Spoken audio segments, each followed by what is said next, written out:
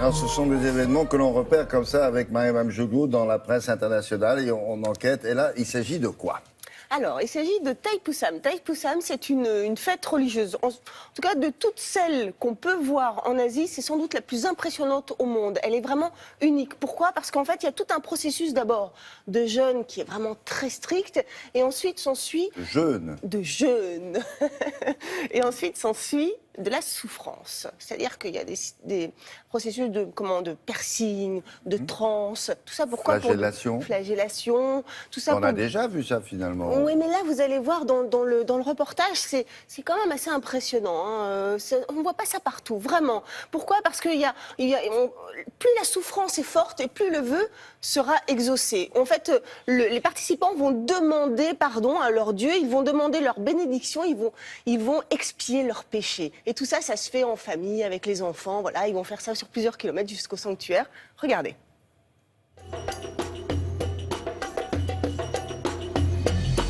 C'est une des fêtes religieuses les plus impressionnantes au monde. Elle se déroule en Malaisie, pas loin de sa capitale Kuala Lumpur. Dans le plus grand sanctuaire hindou, les grottes de Batu, c'est Thaipusam. La Malaisie est un pays composé d'une population multiraciale. Malaisiens, Indiens, Chinois. Sur les 30 millions d'habitants, seulement 6% sont des hindous qui traditionnellement célèbrent le festival de Thaipusam.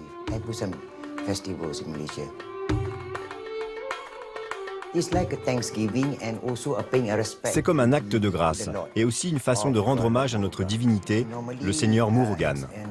Cette célébration attire à Thaipusam près d'1 million de visiteurs chaque année. Parmi eux, on compte plus de 100 000 hindous pratiquants venus montrer leur foi et leur dévotion.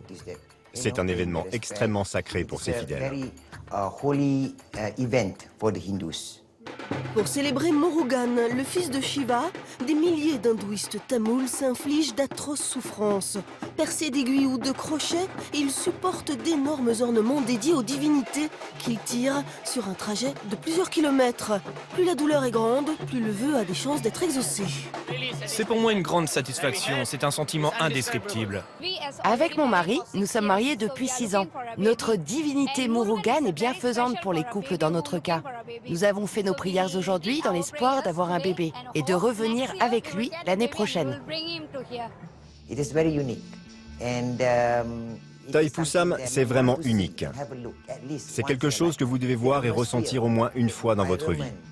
L'atmosphère si particulière, des décors incroyables, on y trouve différentes nationalités, différentes ethnies parmi les visiteurs.